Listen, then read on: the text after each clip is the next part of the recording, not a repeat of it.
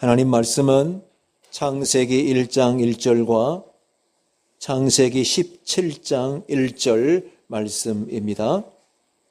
태초에 하나님이 천지를 창조하시니라. 아브라함이 99세 때에 여호와께서 아브라함에게 나타나서 그에게 이르시되 나는 전능한 하나님이라. 너는 내 앞에서 행하여 완전하라. 아멘. 오늘도 주일 예배의 자리를 지켜주셔서 감사합니다. 전능하신 하나님 아버지의 사랑과 은혜와 평화가 예배하는 모든 분들과 함께 하시기를 축복합니다. 올해 수학능력 시험일이 11월 19일 목요일입니다. 이제 100여일 정도가 남은 거죠. 이렇게 수능을 100일 정도를 남겨놓은 때가 되면 거의 모든 종교에서 이 수능을 치르는 자녀를 위해서 기도회를 시작합니다. 교회는 물론이고 성당, 불교 사찰, 그리고 무속인들 할 것 없이 수능을 위해서 기도를 드립니다. 이런 모습은 모두에게 어떤 믿음이 있다는 것을 우리에게 보여주죠. 종교를 떠나서 모든 사람에게는 다 믿음이 있습니다. 나는 돈을 믿는다. 나는 내 주먹을 믿는다. 그것도 믿음의 일종입니다. 그렇다면 우리가 갖고 있는 믿음, 우리 그리스도인들이 갖고 있는 믿음과 다른 종교인들이 갖고 있는 믿음에는 어떤 차이가 있을까요? 많은 그리스도인들이 이 차이를 잘 모르고 있는 것 같습니다.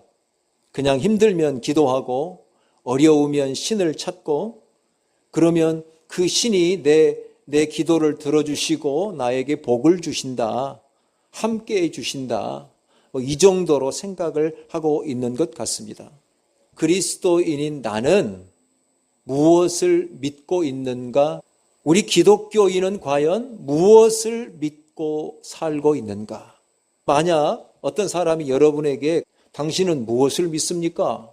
라고 물으신다면 여러분은 어떻게 대답을 하시겠습니까?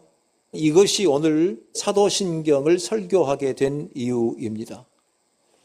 우리가 주일 예배 때마다 고백하는 사도신경, 여러분 사도신경은 우리가 무엇을 믿는지를 정확하게 기록한 신조입니다. 고백문이에요. 굉장히 중요한 것이죠. 우리 아까 읽었지만은 다시 한번 이 사도신경 말씀을 같이 읽어보도록 하겠습니다. 나는 전능하신 아버지 하나님 천지의 창조주를 믿습니다. 나는 그의 유일하신 아들 우리 주 예수 그리스도를 믿습니다. 그는 성령으로 잉태되어 동정녀 마리아에게서 나시고 본디오 빌라도에게 고난을 받아 십자가에 못 박혀 죽으시고 장사된 지 사흘 만에 죽은 자 가운데서 다시 살아나셨으며 하늘에 오르시어 전능하신 아버지 하나님 우편에 앉아 계시다가 거기로부터 살아있는 자와 죽은 자를 심판하러 오십니다. 나는 성령을 믿으며 거룩한 공교회와 성도의 교제와 죄를 용서받는 것과 몸의 부활과 영생을 믿습니다. 아멘. 여러분 사도신경은 라틴어로 그렇게 불러요. Symbolum Apostolicum. 영어로는 The Apostles' Creed 이렇게 읽는데 이 말들은 사도들의 교리, 사도들의 신앙 고백이란 뜻이에요. 사도하면은 예수님의 제자들을 말해요. 예수님과 함께 살았고 예수님의 십자가와 부활을 경험했던 12명의 제자들을 우리가 사도들이라고 부릅니다. 그러면 사도신경은 우리가 생각할 때 사도들이 쓴 것이라고 생각하기 쉽잖아요. 이 사도신경은 사실은 성경에 나오는 예수님의 제자들, 사도들이 전한 복음, 사도들이 가지고 있던 고백, 신앙 고백의 내용과 일치하기 때문에 이것을 사도신경이라고 부릅니다. 사도들이 썼기 때문이 아니라 사도들이 가지고 있던 믿음의 내용과 일치하기 때문에 이걸 사도신경이라고 이름을 붙인 거예요. 처음에 교회가 세워졌을 때에 교회에 처음으로 들어온 사람들이 있잖아요. 그러면 교회에 처음으로 들어온 사람들은 무엇을 믿는지, 어떻게 신앙생활을 하는지 잘 모르잖아요. 그래서 그런 사람들에게 우리가 믿는 것은 이것입니다 하고 기독교 교리를 가르쳐 주기 위해서 신앙 고백문을 만들기를 시작했습니다. 신앙 고백문을 만들어 가지고 교리도 가르치고 그 사람들이 세례를 받을 때 그 내용을 암송해서 고백하게 한 거예요. 그것이 사실은 오늘날에까지 와서 전달이 됐고 완성이 언제 됐냐면은 710년경에 완성이 되어서 그걸 모든 교회들이 사용을 하고 있는 것이죠.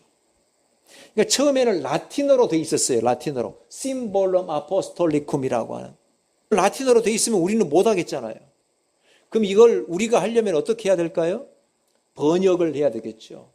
그래서 이걸 영어로 번역한 것을 또는 중국어로 한자로 번역한 것을 가져와서 우리 한글로 번역을 해서 우리가 예배 때마다 이것을 읽으면서 고백을 하는 거예요. 내 신앙이 이렇습니다 하고 사람들 앞에서 하나님 앞에서 고백하는 거예요. 자, 그런데 이게 어느 교회 갔더니 옛날 거 사도신경을 하고 어떤 교회를 갔더니 좀 다른 사도신경을 하는 것 같다라고 말하는 사람들이 있죠. 예, 왜 그랬냐면 처음에 번역했던 사도신경을 우리 한국 교회가 같이 써오다가 이게 너무 어려운 말로 되어 있어서 2006년도에 교회들이 모여서 새롭게 번역을 다시 했어요. 그래서 그 번역한 것을 씁시다 했는데 여러분 수십 년 동안 사용해오던 사도신경을 암송을 하고 있으니 새로운 것이 입에 붙을까요? 안 붙을까요? 잘 안 붙어요. 그래서 지금도 옛날 사도신경을 외우는 교회들이 많이 있어요. 우리는 우리 교단에서 2006년도에 우리 예배 때 이 새롭게 번역된 사도신경을 사용합시다. 그래서 지금 새롭게 번역된 사도신경을 외우고 있는 것이죠. 사도신경은 12개의 나는 믿습니다. 나는 고백으로 되어 있다 그랬죠. 12가지의 내용으로 되어 있어요. 그게 하나님에 대한, 성부 하나님에 대한 믿음의 고백이 한 개예요. 두 번째는 예수님에 대한, 성자 예수님에 대한 믿음의 고백이 6개예요. 예수님, 예수 그리스도에 대한 고백이 제일 많아요. 6개입니다. 그리고 성령 하나님에 대한 고백이 1개, 나는 성령을 믿으며 이렇게 되어 있잖아요.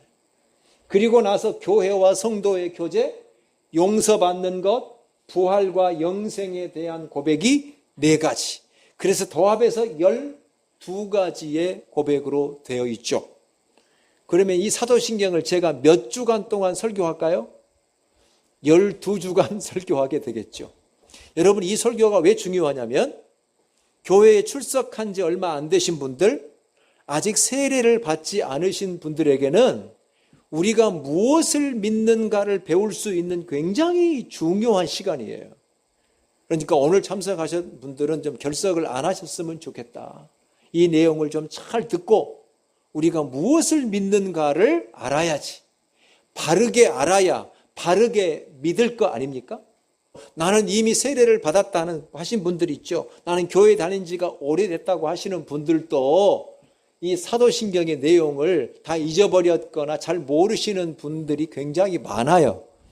야, 이제 또 다시 내 믿음을 점검해 봐야겠구나 하는 좋은 시간이 될 것으로 믿습니다. 그러니까 여러분 귀를 기울이시고 오늘부터 이 설교에 좀 참여를 같이 해주셨으면 좋겠습니다. 첫 번째 고백이 이거예요. 첫 번째 고백은 나는 전능하신 아버지 하나님 천지의 창조주를 믿습니다. 성부 하나님에 대한 고백입니다. 나는 전능하신 아버지 하나님, 천지의 창조주를 믿습니다. 하나님에 대해서 두 가지로 설명을 해놨죠. 전능하신 아버지 하나님, 천지의 창조주. 하나님은 아버지시다라는 것이고, 또 하나는 하나님은 창조주이시다라는 거예요. 하나님은 우리의 아버지세요. 하나님은 우리의 창조주세요. 그런데 그 앞에 무슨 말이 붙었어요? 전능하신, 모든 것을 할 수 있으신, 불가능한 것이 없으신, 이런 뜻이죠. 그런 아버지, 그런 창조주가 우리의 하나님이시다. 나는 전능하신 아버지이신 하나님, 창조주 아버지, 창조주 하나님, 그분을 우리가 믿습니다. 그럼 100점짜리 고백입니다. 여러분, 여기 전능하신 하나님이라는 말이 제일 처음에 나오는 것이 우리가 읽은 창세기 17장 1절 말씀입니다. 아브라함이 99세 때에 여호와께서 아브라함에게 나타나셔서 그에게 이르시되 나는 전능한 하나님이라. 너는 내 앞에서 행하여 완전하라. 하나님이 당신을 가리켜서 뭐라고 말씀하시냐면 나는 전능한 하나님이다. 이 말씀을 하신 이유가 있어요. 하나님이 창세기 12장에 보면 아브라함을 75세 때 부르셔요. 하나님이 아브라함을 부르셔가지고 뭐라고 하시죠? 너는 고향과 친척과 아버지의 집을 떠나서 내가 너에게 보여줄 땅으로 가거라. 내가 너로 큰 민족을 이루게 할 것이고 너의 이름을 창대하게 할 것이고 너는 복이 될 것이다. 네가 가는 곳마다 너 때문에 사람들이 복을 받는 존재가 될 것이다. 이렇게 약속을 해 주셨어요. 그 약속을 해 주셨으면 하나님이 그 약속을 이루셔야 되잖아요. 아니, 그런 시간이 지나가는데 1년 지나 10년 지나 20년이 지나가도 하나님이 약속하신 약속이 이루어질 생각을 하지 않는 거예요. 99세가 됐어요. 24년이 지난 거예요. 하나님이 약속하신 일이 이루어지려고 생각을 하지 않아요. 큰 민족을 이루게 해주셨다고 하면 그래도 자기에게 자식이 한둘이라도 있어야 될 거 아니에요? 아들이 한 명도 없는 거예요. 그의 아내도 나이가 들어가고 지금 거의 90살이 다 돼가고 있어요. 아니, 아들이 없는데 어떻게 하나님 약속이 이루어지냐 그 말이죠. 그러니까 점점 아브라함이 의심이 머릿속에 가득하기 시작해. 아이고, 하나님이 약속해 주셨다는데 그 약속을 이루어 주시지도 않네. 그 약속이 거짓말인가 봐 하는 의심이 들 수밖에 없겠죠. 그때 하나님이 다시 찾아오신 거예요. 다시 찾아와 가지고 아브라함이 지금 의심하고 있다는 사실을 아시고 나는 전능한 하나님이다. 나는 못할 것이 없는 하나님이다. 의심하지 말아라. 내가 약속했다면 그 약속은 반드시 이루어진다. 전능하신 하나님이 나다. 그렇게 말씀을 해주시면서 다시 한번 약속을 확인해 주십니다. 네가 여러 민족의 아버지가 될 것이다. 그 말은 너의 후손이 많아질 것이다. 그 말이잖아요. 그래서 이름까지 바꿔주세요. 아브람에서 아브라함으로 이름을 바꿔주십니다. 그게 여러 민족의 아버지란 뜻이고 또 너의 후손 중에서 왕들이 나올 것이다. 실제로 아들 이삭의 아들 야곱의 넷째 아들인 유다를 통해서 왕이 나옵니다. 왕. 그리고 사실은 유다의 후손 중에서 오신 분이 누구냐면 만왕의 왕이신 우리 주 예수 그리스도가 태어나게 되시죠. 그래서 그 약속이 이루어지는 거예요. 약속이 이루어져요. 그러니까 전능하신 하나님이란 말은 뭐냐면 반드시 약속한 것을 이루어 주시는 하나님이다라는 뜻이에요. 전능하신 하나님이란 말이 그러면 구체적으로 어떤 전능이냐 하는 것이에요. 어떤 전능이냐? 많은 사람들은 이 전능이라는 말을 어떻게 해석하냐면 모든 것을 할 수 있는 힘, 아무런 제한도 없이 모든 것을 할 수 있는 절대적인 힘, 그렇게 생각을 합니다. 그런데 여러분 오해하지 말으셔야 돼요. 하나님이 모든 것을 하실 수 있지만 하나님은 모든 사람에게 모든 것을 하시는 분은 아니세요. 하나님의 전능은요, 하나님의 아버지 되심과 연결된 개념입니다. 하나님의 아버지 되심과 연결이 되어 있어요. 그러니까 우리가 사도신경에서 뭐라고 고백했어요? 전능하신 아버지 하나님, 이렇게 고백했죠. 하나님은 전능하신데 그분이 아버지로서 전능하시다 하는 말씀이에요. 다시 말해서 하나님이 아버지시기 때문에 당신의 자녀들을 위해서 모든 것을 하시는 분이다 라는 뜻입니다. 하나님의 자녀인 우리를 위해서 모든 일을 해주신다는 뜻이에요. 그래서 예수님께서 이것을 마태복음 7장에서 이렇게 말씀하십니다. 마태복음 7장 9절에 너희 중에 누가 아들이 떡을 달라 하는데 돌을 주며 생선을 달라 하는데 뱀을 줄 사람이 있겠느냐? 너희가 악한 자라도 좋은 것으로 자식에게 줄 알거든 하물며 하늘에 계신 너희 아버지께서 구하는 자에게 좋은 것으로 주시지 않겠느냐? 하늘에 계신 우리 하나님은 우리의 아버지시니까 자녀인 우리가 원한다면 그것을 좋은 것으로 채워주신다는 말씀이죠. 그 좋은 것으로 채워주시는데 부족함이 없으신 분이다.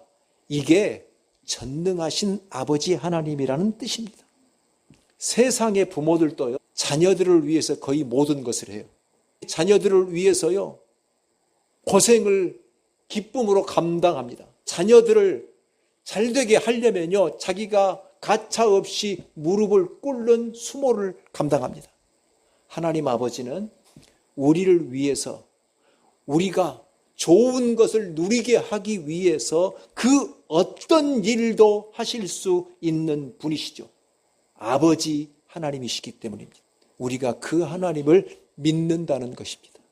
그렇기 때문에요, 죄인인 우리를 사랑하시기 때문에 우리를 위해서 당신의 하나밖에 없는 아들까지도 십자가에 죽이시는 것입니다. 누구를 위해서요?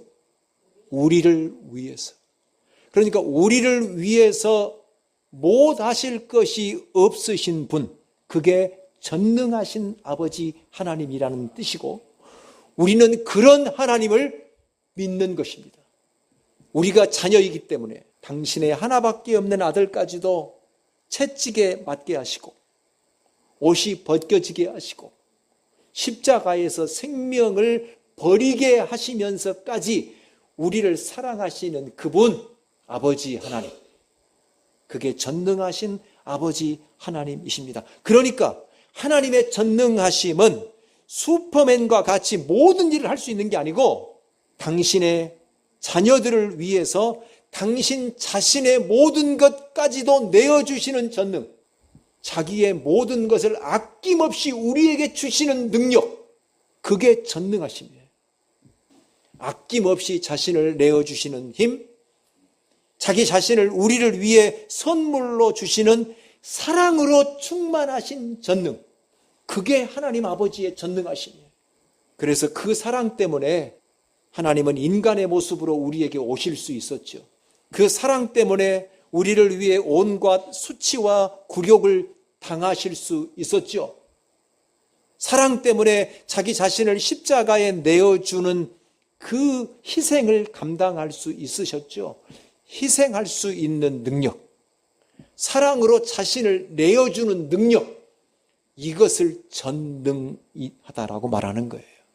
하나님은 그렇게 전능하신 우리의 아버지시다. 그걸 고백하는 거예요. 두 번째, 하나님은 천지의 창조주시라고 말했잖아요. 하나님이 자녀인 우리를 위해서 그 전능하신 하나님이 첫 번째로 하신 일이 뭔지 아세요? 그게 바로 창조예요. 성경의 처음은 바로 이 말씀으로 시작하죠. 창세기 1장 1절 같이 읽겠습니다. 태초에 하나님이 천지를 창조하시니라. 여기서 천지라고 하는 것은 단순히 하늘과 땅만 의미하는 게 아니고요, 눈에 보이는 것과 눈에 보이지 않는 모든 것들을 의미하는 거예요.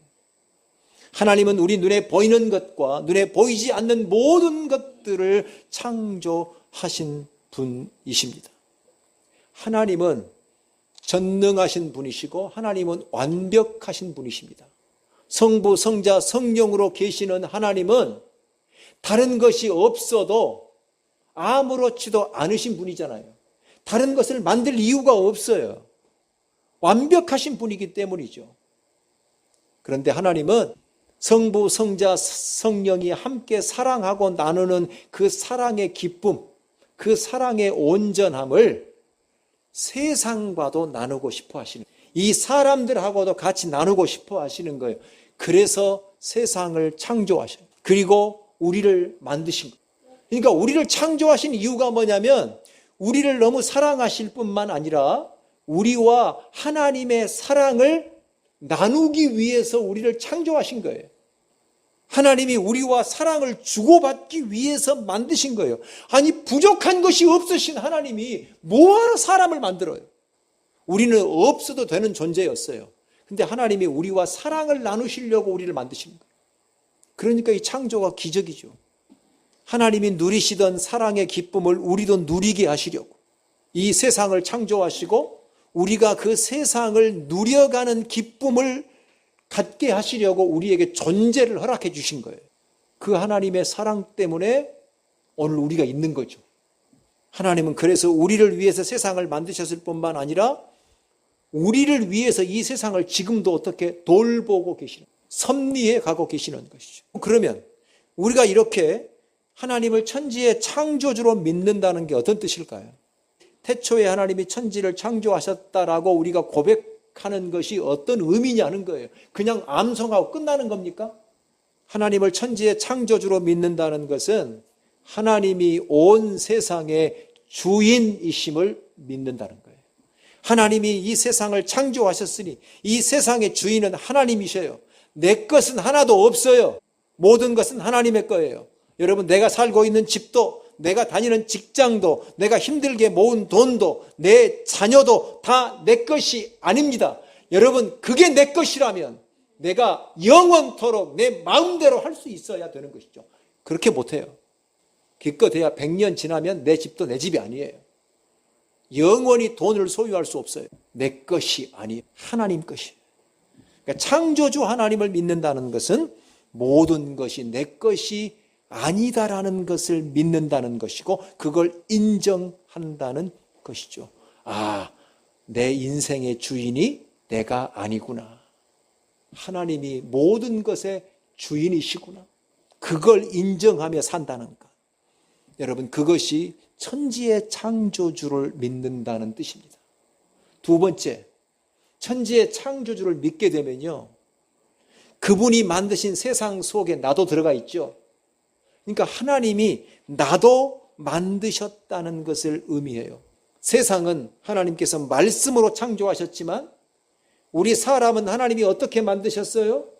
흙으로 빚어서 만드시고 그 코에 생기를 불어넣으셨잖아요. 우리는 하나님이 만든 존재예요.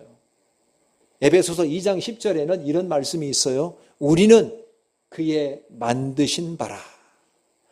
이걸 더 쉽게 풀이하면 우리는 하나님의 작품입니다라는 뜻이에요. 그러니까 여기 있는 모든 사람들은 다 하나님이 손수 빚어 만드신 작품으로 있는 거예요. 잘생겼든 못생겼든 우리는 하나님의 작품이에요. 무슨 말이에요? 그만큼 귀한 존재라는 뜻이에요. 나만 귀한 존재입니까? 내 옆에 있는 사람도 귀한 존재예요. 자, 옆 사람 보고 고백합니다. 당신은 하나님의 작품입니다. 여러분, 제가 이 시계 하나 보여드릴게요. 혹시 이 시계 아세요? 이 시계가 그 유명한 롤렉스라는 시계입니다. 이 시계가 얼마 정도 하냐면 약 한 3,500만 원에서 4,000만 원 정도 해요. 하나에.